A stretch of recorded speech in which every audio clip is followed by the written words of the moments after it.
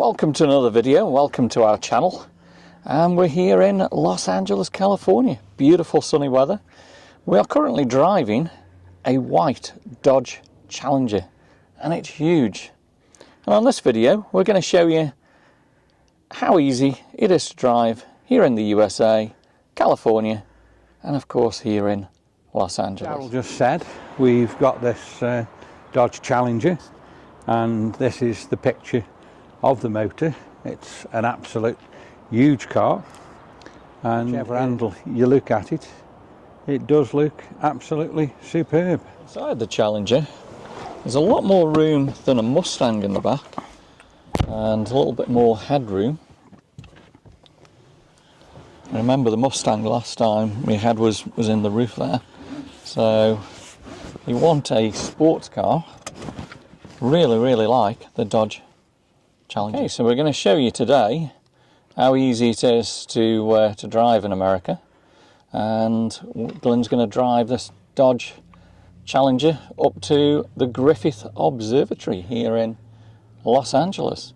So we've rented it from Alamo, and I've done the check-in online on this one, which means that you put your credit card in, and when you get to Alamo at Los Angeles you just simply jump off the bus, go and find the car that you want, jump in the car, go to the security checkpoint, and you are out onto the streets of the USA.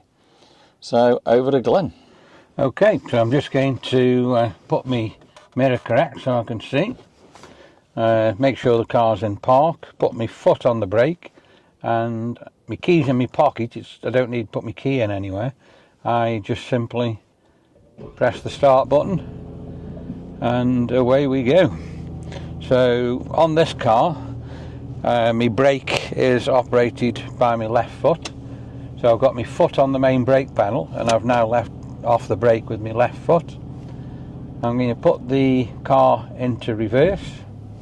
I'm going to check all my surroundings that are clear, and I have got a great camera on the back of there as well. So we're all clear, and away we go. So backing out, I'm looking at my camera on the screen. I'm now putting the car into drive and check it's clear, and away we go. So the instrument panel on this car is laid out absolutely amazing. I've got my rev counter to the left there, my speedo to the right, and what I do like, I've got a digital speedometer in the middle of the machine there. Steering wheel's got everything I need on there, which I'll cover with you in a second. I'm just approaching now the road, so I'm indicating right because we want to go right, stopping, make sure it's clear, and away we go. So obviously in America they drive on the right hand side of the road, so it's going to be a little bit different than driving in the UK. So I'm going to indicate right here, and the lights are green. There's somebody just walking there, so make sure they don't cross, and we're turning right. Like Darryl just said, I am driving on the left hand side. So on the right hand side? Sorry, on the right hand side. What I meant to say there, my steering wheel's on the left hand side of the car.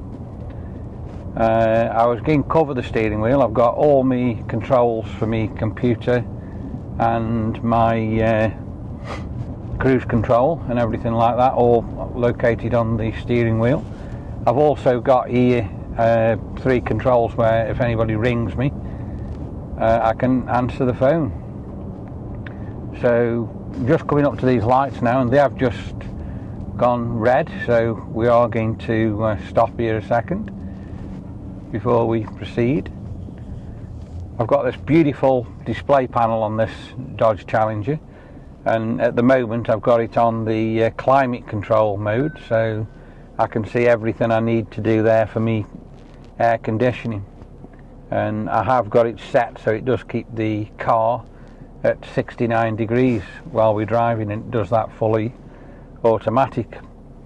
We've got a manual mode as well on this car, so instead of having it automatic, I can put it in manual, and then here on the steering wheel I've got my gear change up and down. They're called paddle shifts. So traffic lights have just gone green, just checking everywhere's clear, and we now are proceeding down the road. We have got quite a few pedestrian crossings on this road, and you do have to give way to pedestrians. That's the law. They do take first priority. The thing I do like about the crossings on this particular road, you know somebody's there, because if somebody's standing there, you've got lights flashing on the road. The car's absolutely amazing to drive. We're coming up now to another set of traffic lights, so I am going to pull up here. As for driving in the USA, I really do find it easy to do. I don't know whether you do, Darryl. Yeah, I quite enjoy driving in America. Obviously the roads are bigger. Yeah, I don't find it quite as stressful as what it is in the UK, but I guess very daunting for people who've never been to America, and they get in a car. So what do you recommend they do as soon as they get to the airport before they drive out? I think first thing, make sure they've got all the documents there for hire the car, and then sit down and just familiarise yourself with everything, so you know where all your controls are. And I say that because there's nothing worse than you're driving along and you want to do something and you haven't got a clue how to do it on your car. So just sit down 10 minutes and look at your car, make sure you've adjusted all your mirrors and all your mirrors are correct. And I think the biggest thing is obviously get your position of your seat right as well, because again, if you're getting out on these roads and you're driving on the right, which you're not used to, and your seat isn't right, you are getting panic to try and sort that out. So yeah, do you think anything different on that, Darryl? No, I think I mean, you can always possibly have a little spin around the car park at Alamo, for example, just before you go out on the road, but yeah, just take it easy, and it all should be good. So the first time I ever drove in America, I think I was about 21, and I hadn't driven in America because we'd never really been before, and we did hire quite a big van, but that was absolutely fine as well. I just got in it and we drove miles and miles and miles and thoroughly enjoyed it. People over in America, I don't think they're that courteous on the road. One thing I have known, probably if somebody does flash the lights, that doesn't mean go, that means they're coming through. So that's completely different. They also, I think it can annoy them quite a lot if you flash the lights over here in America, so I wouldn't really do that or blow your horn. What do you think? No, you're best just keeping yourself to yourself and just let them get on with it if they've got any road rage. Let them get on with it, yeah. Like in England, you've got people who are careful and slow, then you've got the absolute nutters that haven't got a minute to live. So in general, just get in your car and go where you've got to go and don't worry about it. So we're driving a Dodge Challenger. It's massive, just check the bonnet out. So I guess that's been a bit difficult to when you first got in to judge. One thing, yeah, it was a bit daunting. The car itself is absolutely huge, so when you try and park it or back the car into any space or anything like that, the car's so big you can't see where you're going until you get used to the size. I was going to just say that I do recommend that when you're driving here in the USA, you always carry your driving license with you, and probably even put your rental agreement in your glove compartment, because if you do get pulled up by the police, the first thing they're going to ask you for is identification and your registration. Driving license. The registration's actually in the glove box. I don't know if anyone's looked at that before when they've rented cars over here. But the registration of the vehicle, which is obviously to Alamo, I think this one's in Portland, Oregon, actually. Yeah, this is carrying an Oregon plate, so we are in California, but we haven't got a Californian number plate on it, have we? So somebody's driven this all the way from Portland then? Yeah, so it's come quite a good way. So tell me more about fueling up in America then. What's that all about? Right, when you come fuel up, again, like I say, familiarise yourself with the car. So, like on this car, we got the fuel door on the left-hand side, which is the driver's side of the car. So when you get to a fuel station, it isn't like the UK. You can't just pull up, put the pump into the car and pump your fuel. You do have to prepay for your fuel, so you have to go into the garage station and give them what you think you need. You then come back, you fill your vehicle up, and then you do have to go for your change, or the other way do it, you can put your credit card in. One big difference, be careful what you're actually doing, because when you look at the pumps here in the UK, if you wanted unleaded, the pump is green. If you come here and you pick up a green pump here, you'd actually be putting diesel into your car, and there's one quality of diesel only. But on fuel, all the pumps are black, which is normally what our diesel pumps are, and we've got 3 different grades. We've got normal, we've got middle grade, and we've got performance grade. Generally I just put the normal fuel in, and it does do a good job, and it does get us on the way. Have you got anything else to say regarding fueling up? Well, I think probably something to think about is use cash here in America. I don't know if you've noticed, it's actually cheaper to use cash rather than credit or debit card. It's about another 6 or 7 cents more if you use credit card or debit card. So I'd just go and grab some cash and prepay it. So yeah, that really does make sense, because I mean, obviously fuel now, people think America, the fuel's really cheap. It is completely different now, isn't it? When we first come, I think we paid 89 cents a gallon, didn't we? Well, the national average here in the US at the moment is about $3.59, but in California, where we are at the moment, it's touching nearly $5.50. So, and apparently it's rising. So, like I say, there's a big change there in gas prices. So, general summing this up now, I do find driving very easy. I thoroughly enjoy it. There's a few more things I do need to tell you. Obviously, on most junctions without traffic lights, there is a stop sign. On that stop sign, you do have to come to a complete stop. You would get in trouble if a cop car was behind you and you did what they call a Californian roll. You do really need to stop. We've got a car here that's parked. I think that shouldn't be parked at the moment there. He's probably going to get in trouble on that and get towed away in a minute. This particular lane I'm in now, there's no parking between 7 a.m. and 10, and that's because the roads are so busy. And like Darryl said earlier on, the roads out here are absolutely vast. So this particular road that I'm driving on here, we have got 3 lanes, but there is a car parked there in the way again, and they're letting them get away with it. And we've got here 2 broken down buses, or 1 broken down bus, and somebody coming to assist him. So just up here in a minute, I am going to make a right turn, and I'm going to go to Griffith Park.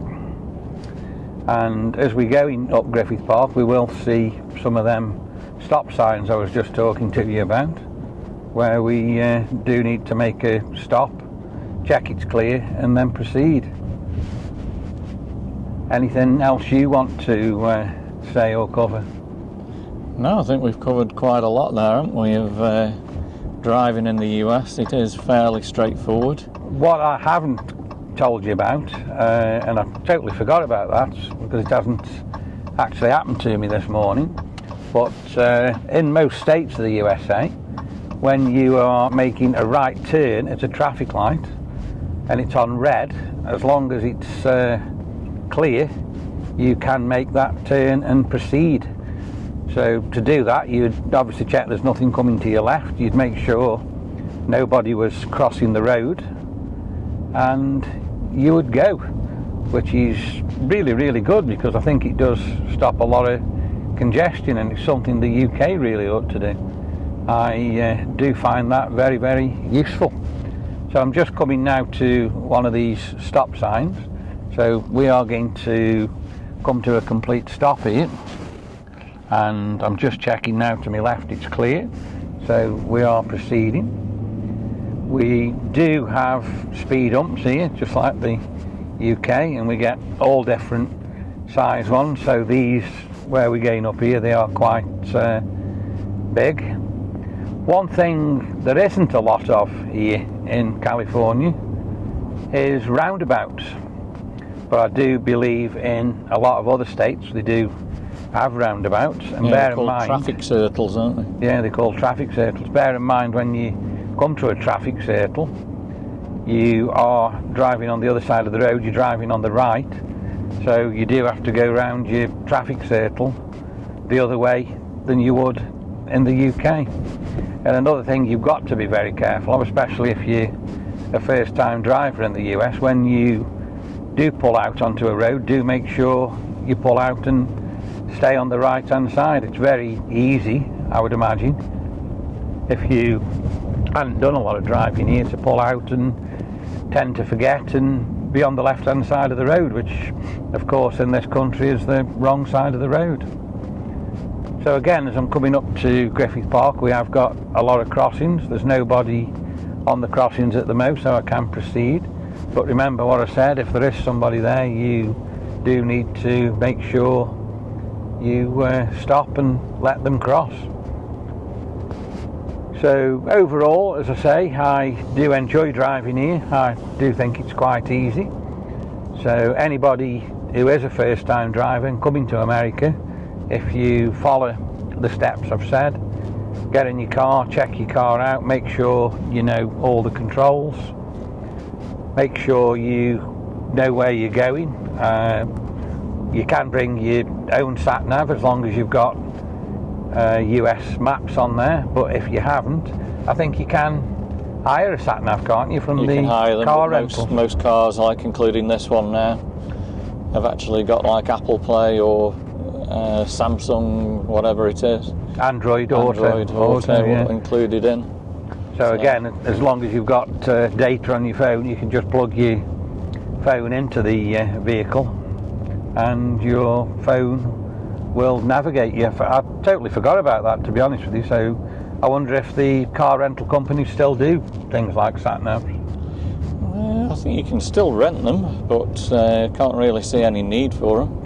Have we got any restrictions in the US if we've got children in the car? You would have to have the usual child seats. You do have to rent the child seats then, so I think the restrictions are pretty much the same as the UK.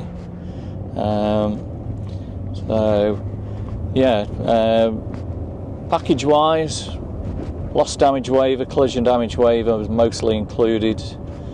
They do charge additional for breakdown. Touch wood, we've never really paid the extra money for breakdown.